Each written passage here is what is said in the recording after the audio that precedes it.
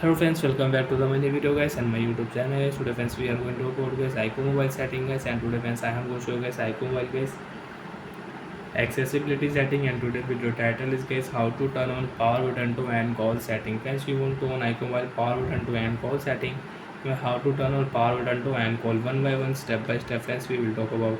So before starting video friends, first of all go and subscribe the channel guys, click the bell icon, like the video guys. Friends, open your iqoo mobile phone setting. After on phone setting friends, you can see this type interface in your iqoo mobile. Friends, in your iqoo mobile, scroll it.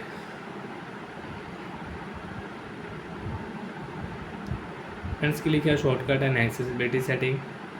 After the shortcut and accessibility settings, scroll it. Friends, you want to on incoming call flash notification, you can on from here. Friends, click here accessibility setting. And friends, in your accessibility setting you can use accessibility menu shortcut setting, talkback setting, font and display size. Friends, you want to change, you can change from here. Friends, click here iqoo mobile system controls setting. After system control setting friends, you can use power button to end call setting. From here right side click here power button to end call setting will on, and friends you can cut your call with power button.